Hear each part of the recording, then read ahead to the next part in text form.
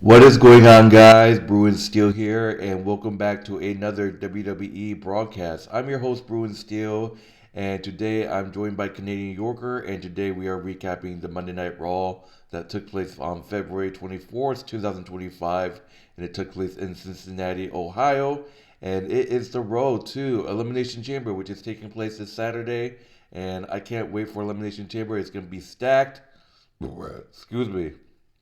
Canadian Yorker, how's it going tonight? Oh man, there's so many things happening, a lot of things going on during the week. But I'm glad to be here talking about wrestling. And on top of that, man, talking about Elimination Chamber, it is certainly stacked. And there's certainly going to be a lot of banger matches. It's going to be really exciting and nail biting to see who's going to be the outcome, who's going to be the winner coming out of Elimination Chamber. I'm excited.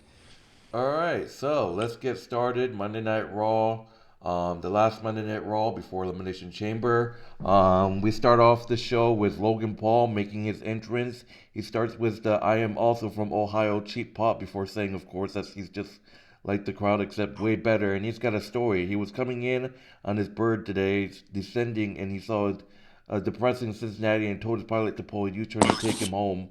Um, but they said, no, wait, he's right. Will go to Cincinnati and perform in front of the peasants because he's just that humble. He talks about beating Rey Mysterio last time he was on Raw to punch his ticket to Elimination Chamber, where he defeated three doorknobs and John Cena to headline WrestleMania, beat Cody Rhodes, and beat the face of the company. Logan Paul gets interrupted by CM Punk. Logan Paul asks what Punk's problem with him is, if he's jealous because he sees the subtweets, and he thinks he's jealous because Logan sees that everything he does outside of the ring, where CM Punk's career is a series of failing upwards. Punk says he's not jealous. He's a dime a dozen willing to do anything for the shook, and he thinks that makes him the talent of a generation. No, these people deserve better. Logan mocks him and said Punk is bad business, one of the greatest returns in WWE history, and he cracked under pressure and tore his window tricep because he couldn't handle the spotlight. That's why he's here. CM Punk is familiar to these people. Stone Cold, John Cena, CM Punk. That name changes, and it's only a matter of time before the people get behind him. Punk says those names themselves included are legends and history makers. Time and time again, under the pressure, Logan says he cracks under. He makes history. Paul has never made history. He barely a flash in the pan, and he's not going to be here long enough for them to figure out or remember who he is. CM Punk said he's going to eliminate Paul, go to Mania, and then Logan will be history. He doesn't care if Cody Rhodes has to sell his soul to beat him. He already knows what Paul will find out on Saturday. He's Satan himself, and in this business, Logan is nobody. Logan Paul slaps CM Punk in the face and runs away. Chicken shit. He mocks, asks Punk if he's okay, and said he didn't know what happened. And CM Punk tells him to run while his legs still work because on Saturday he's locked in a cage with CM Punk, and once he gets hands on him, he'll understand why they chant his name. Um, Punk licked his lips and revealed the slap blooded him. So that's what an opening segment between CM Punk and Logan Paul. What are your thoughts? That's disrespect. Disrespect. I can't believe Logan Paul would slap CM Punk in the face like that. That's just disrespectful. That's that guy. I hope he gets. He's the first guy that gets eliminated in Elimination Chamber. I hope they kick him out. I hope everybody gangs him up and kicks him out of the Elimination Chamber because he has no reason being in there at the Elimination Chamber. He doesn't deserve that spot whatsoever.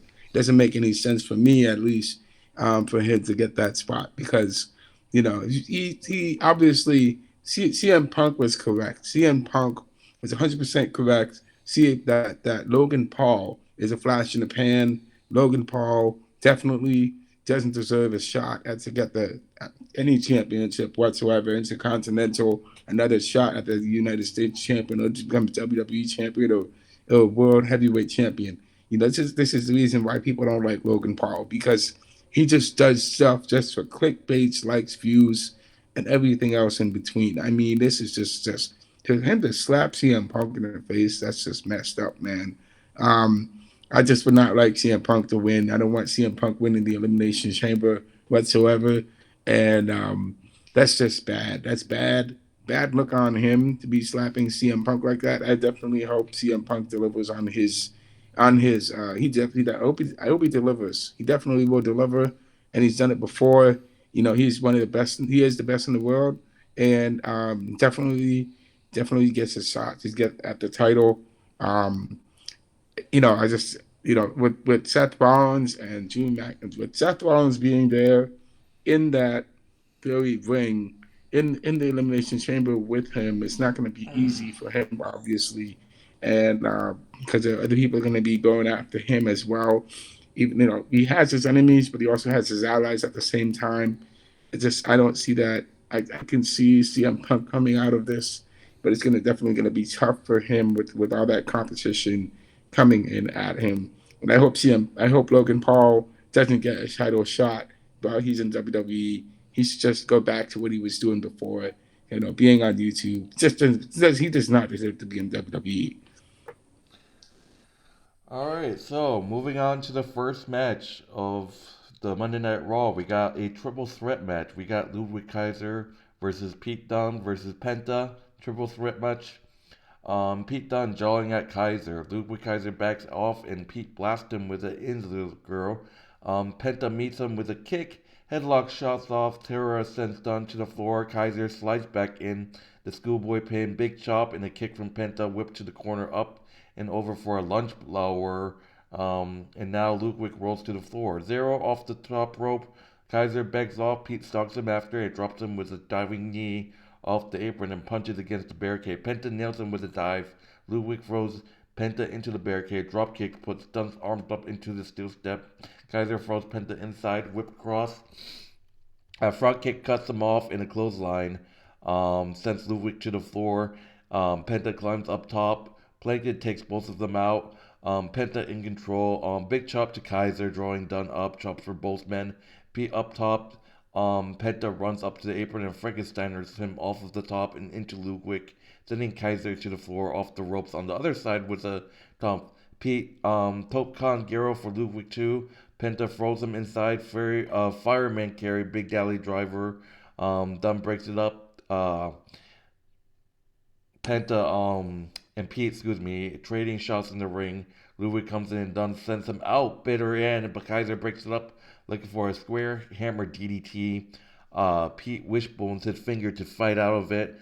Penta flip pile driver to Dunne and a super kick for Kaiser. In position, sacrifice, drawing Peter up. Ludwig sends him packing. Ludwig Kaiser was able to hit the square hammer DDT on Pete Dunne. Ludwig Kaiser defeating Pete Dunne and Penta by pitfall. So Ludwig Kaiser winning this big triple threat. Ludwig Kaiser gets the win over Pete Dunne and Penta in this triple threat match. So, what are your thoughts on Ludwig Kaiser defeating Pete Dunne and Penta? Very interesting. That Ludwig Kaiser is definitely just getting the win over Pete Dunne and Penta. I think this is Penta's first loss since he debuted in WWE. This is his first time he lost, and the man has been on fire. The man has definitely been on a run. He's been on a tear. He's just been winning match after match after match and doing amazing things, one thing after another. Unfortunately for him, he lost this triple threat match. Um, I mean, you can't win every single time, and that's the way it goes in WWE. You're gonna have a little run for a little while, but you're not gonna have a run all the time, no matter how good you are. Um, for Pete Dunne, man, it would be great to see Pete Dunne get more shine because he can definitely be good. He can definitely be a better. Be he. I think he has much to show, much to show for his potential. But he just has to keep working on himself. Ludwig Kaiser, man, the friend of Gunther, definitely. I think Ludwig Kaiser definitely deserves a title shot. He deserves a title shot. He definitely should get a title run and be able to go for a title sometime in the future. I'd love to see that happen. If he goes against Braun Breaker, that would be great for him to go against Braun Breaker and win against Braun Breaker. That would be wonderful. So we'll have to see what's going to happen with look with Kaiser going forward. All right, so moving on to the next match, we got a tag team match. We got LWO, Cruz del Toro and Jaquin Wild versus the New Day, Kofi Kingston and Xavier Woods. Wild and Woods to start, sweet head scissoring, hanging into the ropes. Tags to Del Toro, assisted slingshot slash sets up to a Cubita, cover for two. Frankensteiner cleared the apron with a forearm, right hand and a chop. Cruz goes for a suplex, but Xavier floats over and Kingston tags in. Lowbridge sends Del Toro to the floor, and Kofi poses before going out after him and bringing him back in, putting boots to him in the corner. An evil unicorn stampede. Cruz gets away and tags Wild back in. Kicks Pelly mounted punches on Kingston. With back body drops him into the apron and slingshot back in rolling thunder reverse STO on Kofi. Tornado DDT on Xavier. Tag to Del Toro off the ropes. Stereotope comes Kingston recovers, gets Cruz in the corner.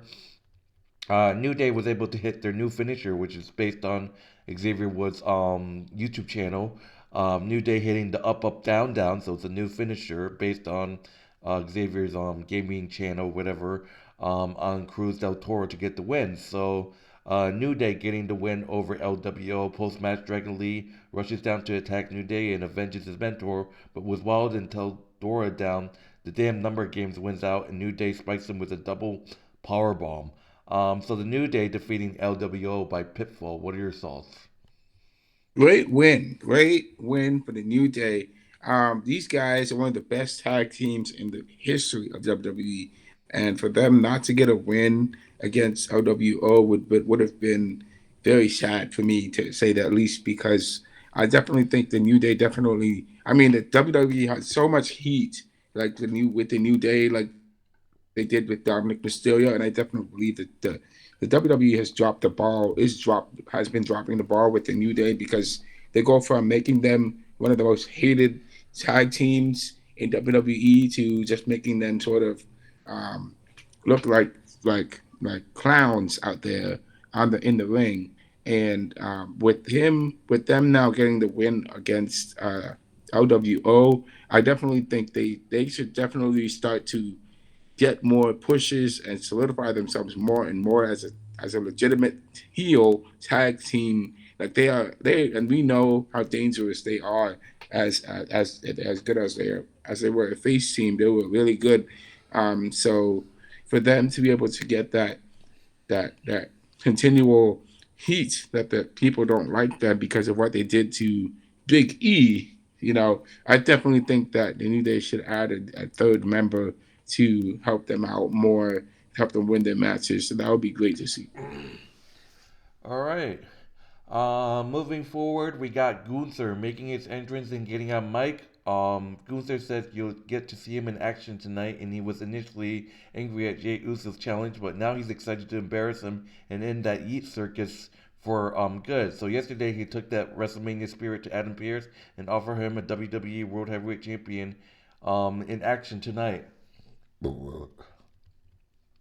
He introduces us his hand-picked opponent and said he's opened the gate for this opportunity. Akira Tozawa. Why? Why Gunther? Tozawa makes his way down and Gunther explains why he picked him. He saw him doing some TikTok dances when he came in here and it bothered him because they have some things in common. They both uprooted their lives and came to WWE and got into shape of their lives to prove they belong. But Tozawa wasted it by dancing and being a goof for those degenerated fans. But tonight, Akira can do something about it Jay can never do. By earning his respect, Gunther starts shoving him around and demands he earns his respect, and Tozawa takes it to him with a boot, and we got a bell. So, yeah, talking about this Gunther and Akira Tozawa match. Fast combinations, another boot, but Gunther blasts him with a big boot. Tozawa to his feet. Definitely he throws a chop, but the ring general cuts him down with one in return. Up for the top bar bomb, but Akira counters with a guillotine choke. Roundhouse kick connects, but Gunther lands the shotgun drop kick. Powerbomb counter to get into a sunset flip, so close up top. Missile drop kick countered into a Boston grab, and Gunther damn near breaks him in half. Tozawa burning with fighting spirit, crawling for the rope. Otis cheers him on, and he gets to the rope. Disdainful kick to the ribs. Paint brushing Akira, and Tozawa rises. Ramrod straight to definite. Three chops for one, and Akira is down again. Gunther with the power bomb, but he pulls back on the cover, pulling him up, dangling up in the Kaduta clutch, and the referee makes the call. Gunther defeats Akira Tozawa by referee stoppage. Post match, Gunther puts him back in the clutch, but Otis makes the save. Gunther pie fakes him, and Otis shimmies and shakes, and the world champion goes running. Otis and Maxine tend to Tozawa, and Gunther cheap shots Otis right back into the Kajura clutch. Main event, Jey Uso makes the save, and the ring general runs away. So wow, what a weird matchup, Tozawa and Gunther. Wow, I don't think I would ever seen that type of matchup. Imagine Otis versus Gunther. But what are your thoughts on Gunther defeating Akira Tozawa? That's just a. I mean, let's just say Tozawa just was no match for Gunther. Obviously, he's no match for Gunther, and Gunther picked him because he knew he could win. And obviously, that's just a weak win for Gunther. Very weak. I mean, despite the fact that Tozawa definitely put up a fight. He did the best he could, but Gunther just overwhelmed him, and obviously he just couldn't win. I mean, it would take Tozawa a lot of strength and a lot of guts to actually pull off a win against Gunther. But that's just a weak win for Gunther. Gunther really wasn't taking it seriously when he faced Tozawa. Now, for Gunther to face Otis, I would love to see Otis versus Gunther for the World Heavyweight Championship. Man, that would be amazing to see that happen. Otis definitely deserves a championship win, a championships opportunity.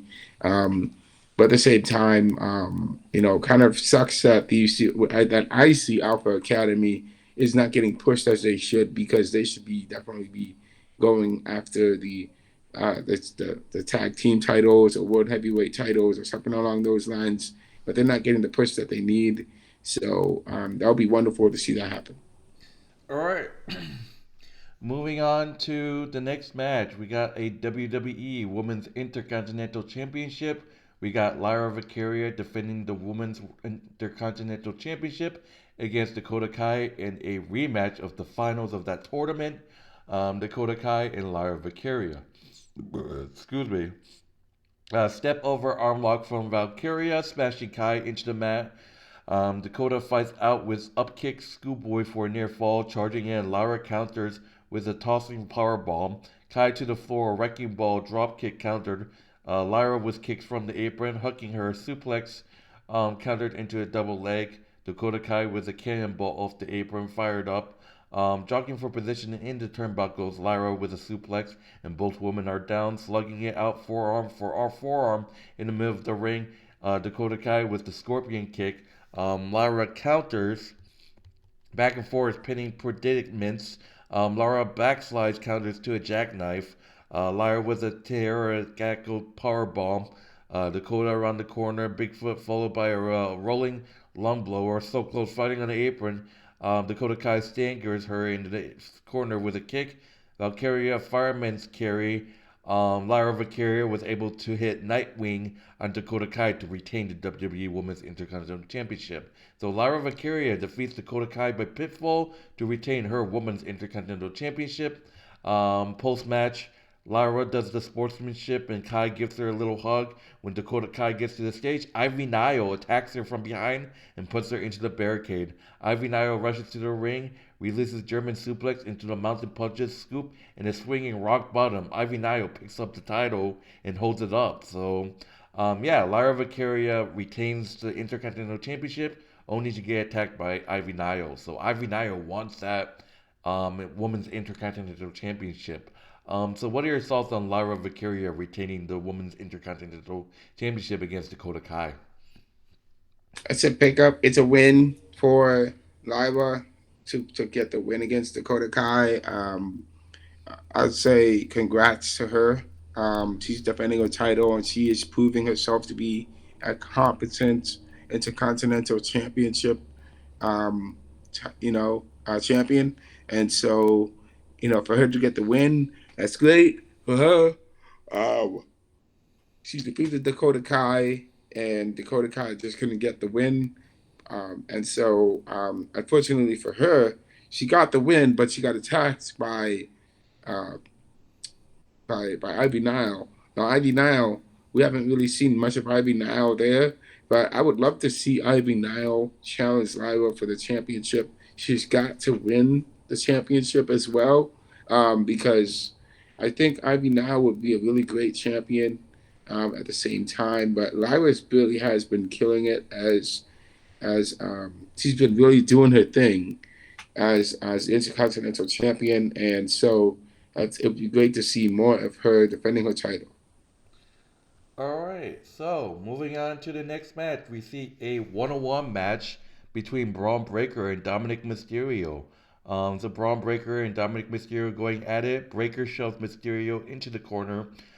Dirty break from a kick from Dominic, but Braun just chucks him out of the ring, throwing him back inside. Block a punch, side headlock, shut up, duck under a lateral. Breaker wipes Dom off, out. Big tossing Northern Light suplex knees into the ropes. Finn Balor runs interference, and Carlito pulls Breaker out of the ring. Mysterio takes advantage with a dive back inside. Braun with a military press. Colin runs interference. Dom hits a drop kick that sets the 619 up top. Breaker cuts him off, charges in the Avalanche Frankensteiner. Fired up, the straps are done. Finn and Carlito pull Braun out of the ring, leading to a disqualification. Braun Breaker defeats Dominic Mysterio by disqualification. Post match, Judgment Day continues working Braun over, putting boots to him in a ring, but Breaker recovers. Back body drop sends Mysterio to the floor, and he spears Carlito in half. He squares off on his knees with Balor. Finn Balor making a hasty retreat. So Braun Breaker defeats Dominic Mysterio by disqualification, and man, chills. Who knew that we'll see a showdown between Finn Balor and Braun Breaker? Finn Balor and Braun Breaker eyeing each other. That's like a dream match right there. But when's that's gonna happen? I mean, yeah, Braun Breaker versus Finn Balor. That's gonna be an amazing match. What are your thoughts on Braun Breaker defeating Dominic Mysterio by disqualification? I think it's unfortunate that Dominic Mysterio never got a chance to actually get a win. I don't know if we'll see a win or a loss with Dominic, but it's unfortunate that Dominic lost because he lost due to disqualification because of the Judgment Day getting involved and trying to help him win the match. Um, I would say that uh, Dominic won. That's great win for Bron because he didn't have to do much because of interference, and that helped him win because of his disqualification. But for Finn Balor to target Bron Breakker, that's actually, and I like that angle actually, because that gives that means that Finn Balor doesn't have to focus solely on going after. Uh, there's no Damian Priest, there's no Rhea Ripley, so he doesn't have to go after Damian or Rhea. He can focus on other things like going after the U.S. title or going after Braun Breaker. And so for Braun to go after for Braun to have to face the Judgment Day, I think that's a pretty good setup as far as that go. I know Braun Breaker is going to need some friends, even though he doesn't really need help with facing the Judgment Day. Um, with him actually destroying Dominic after he's just spearing him, um, I think. I mean, when are we going to see? Uh, when are we going to see the Judgment Day actually get somebody who can who can just be that the enforcer that they need? Because like, once again, this is what has been lacking with the Judgment Day.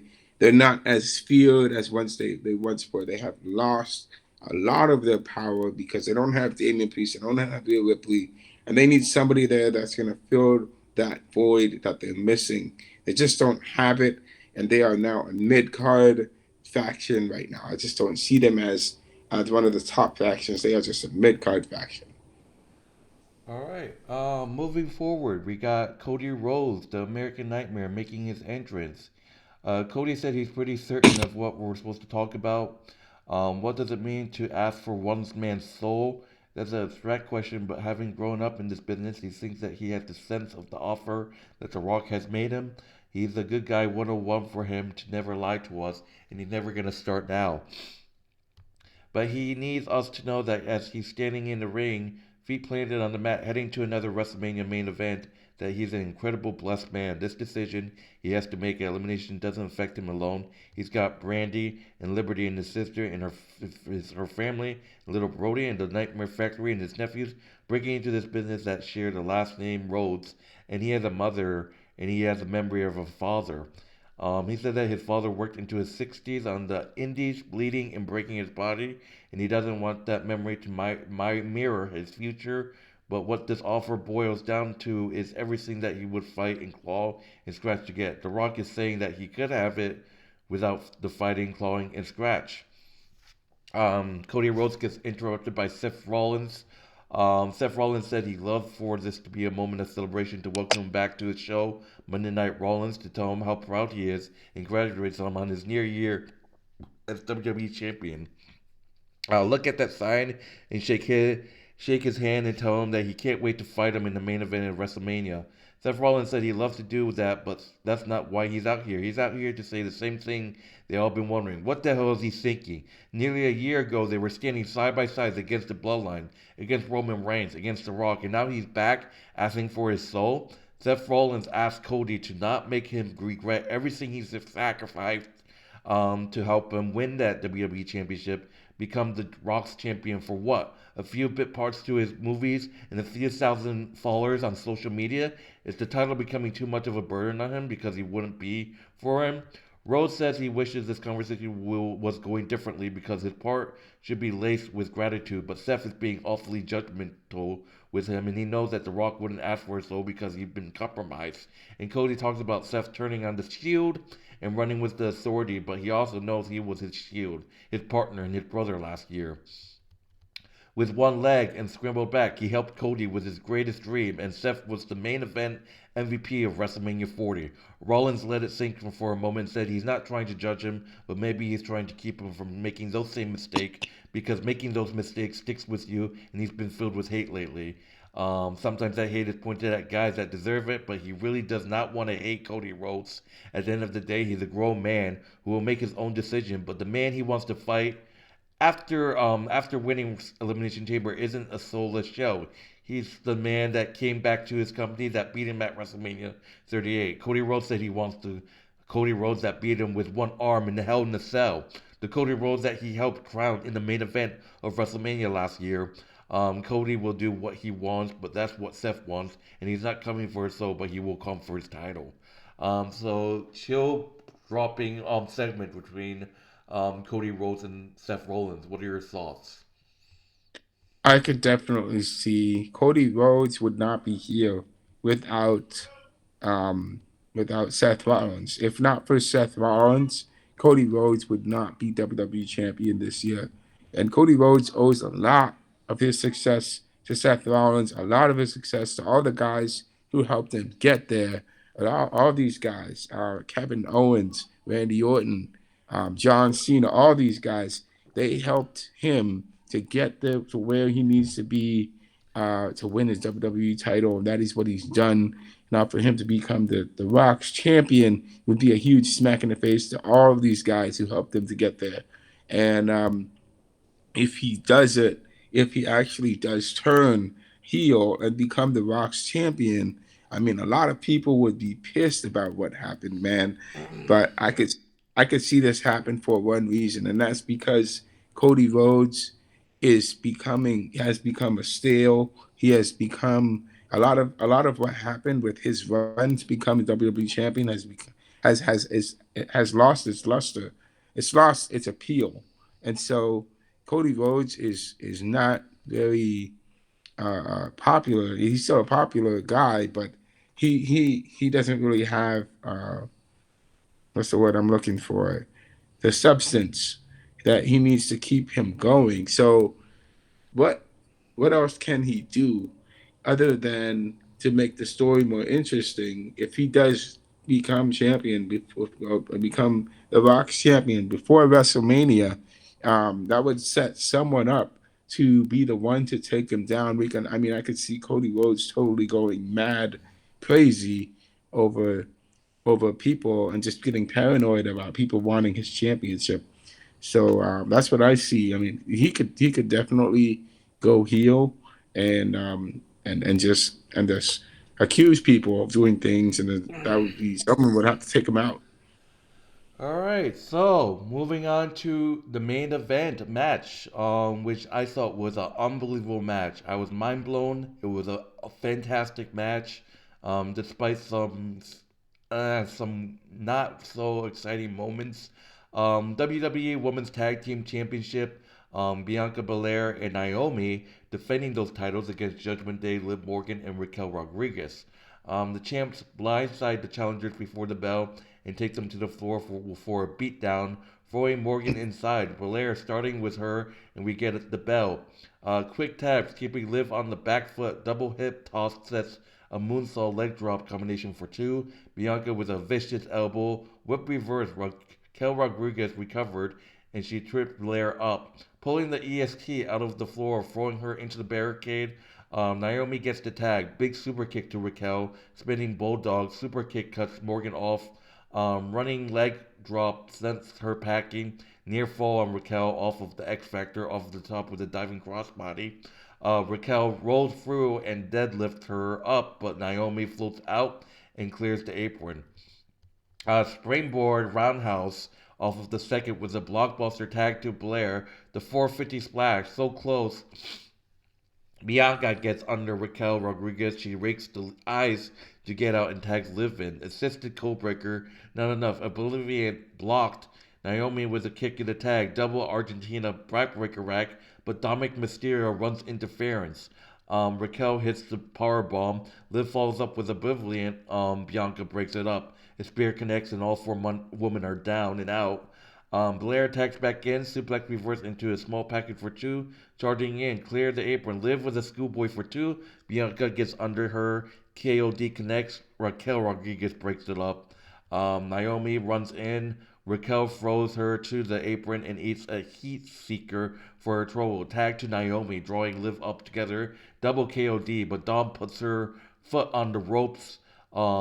Fighting on the floor, Bianca over the announce table. Naomi was afflicted, but she's isolated. She counters Oblivion. Full Nelson bomb countered with a victory roll. Morgan off the ropes. She calls that the rear view.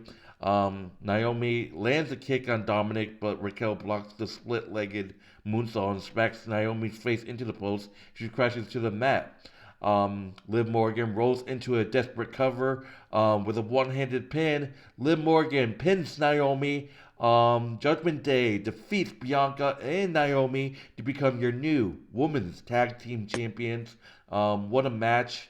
Liv Morgan and Raquel Rodriguez are three-time tag team champions. Well deserved. And look, I know people are upset. I was kind of scratching my head, and it makes all perfect sense. They needed Bianca and Naomi to drop the title because obviously they're going to this storyline with Jade Cargill. Like one of them attacked Jade, and I think that that was the best decision. I know it's kind of confusing, but I think it was the right decision.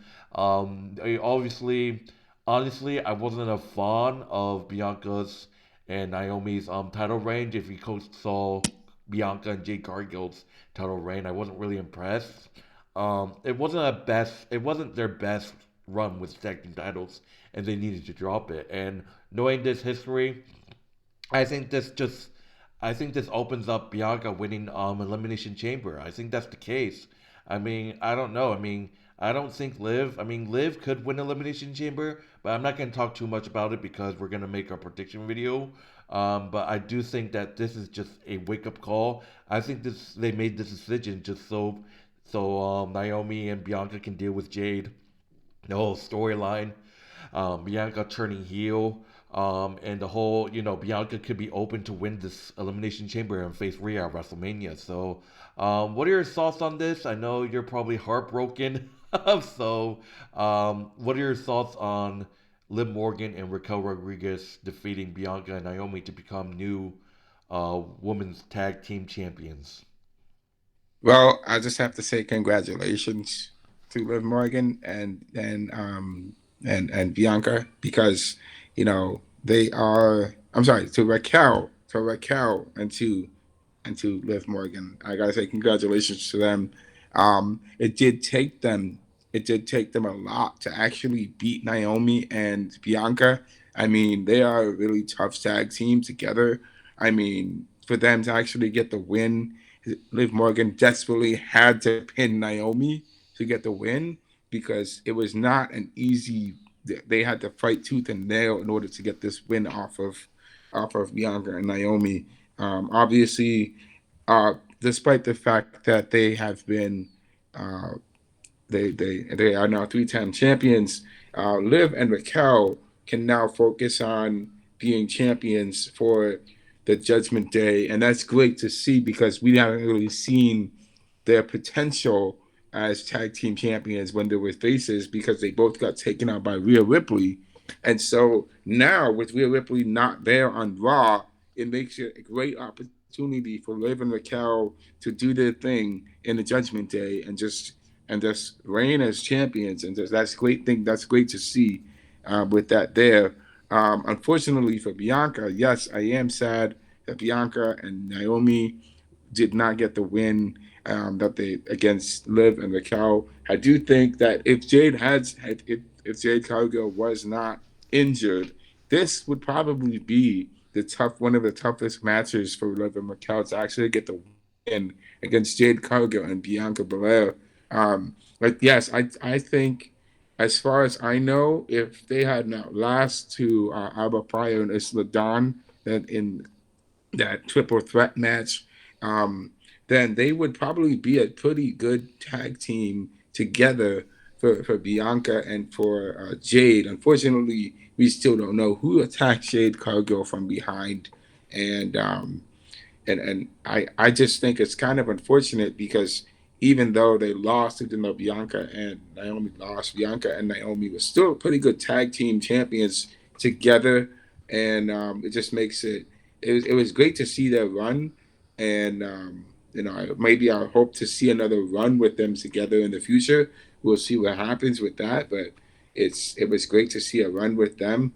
But I think, yeah, I mean, with them losing the tag team titles, it does open the door for Bianca Belair to go into the Elimination Chamber and get into it and possibly win Elimination Chamber. But the Elimination Chamber is kind of stacked. But I could see Bianca coming out and getting the win. But I mean, another reason why Bianca Belair could be turning heel. There has been talk about Bianca Belair turning heel because right now her husband, who's on the Street Profits right now, that man is a heel. And I think I've talked about this in the past about Bianca Belair joining the Street Profits. This would be the time for Bianca Belair to join the Street Profits, and it'll be really interesting to see what's going to happen with that going forward. So it's unfortunate that they lost, but it is what it is. WWE. So there's always winners and losers. So congrats to Liv and Raquel on getting the third tag team title together. For Raquel, for Bianca and Naomi. I mean, what's going to be the course what Naomi's going to take now because Bianca's doing her thing, and I think is she going to go after another champion and face that champion? We'll have to see what will happen with Naomi. All right, so that would do it for Monday Night Raw. Thank you guys for watching this broadcast. My name is Bruce Stilisky, New Yorker, and in terms of our grading, that main event was awesome. I absolutely loved the match. It had up and downs, but Dominic Mysterio was a little bitch to ruin Yeah, it. But yeah. I gotta say about that, Dom. I'm glad you lost. I'm glad you got speared by Braun Breaker. It would have been nice to see you get speared when you costed Liv Morgan. I mean, when you helped Liv Morgan and Raquel win. I hope you got speared again by Braun Breaker again after just for payback for costing Bianca Belair and Naomi the championship. I hope you get speared again on the next Raw. Hope that happens. all right, in terms of and in terms of grading, I give this show a I absolutely love this show, so I'm gonna give it A minus. For the fact that because of the ending with Dominic Mysterio costing Bianca Belair the match, and because I'm just gonna give it a B+. All right, so that would do it, guys. Thank you guys for watching. My name is Bruin Steele. This is Canadian Yorker. Be sure to like, subscribe, check out Canadian Yorker's YouTube channel. Link will be in the description, as well as our WWE Wrestling Bros channel, our wrestling channel. That link will also be in the description of this video. And yes, take it easy. Enjoy the rest of your night. My name is Bruin Steele. This is Canadian Yorker, and we'll see you guys in the next broadcast. We're going to be doing our Elimination Chamber prediction video tomorrow, so be sure to be around for that. But anyways, my name is Bruin Steele, this is Kenny Yorker, and we are out. Enjoy the rest of your night. See you guys later. See you later.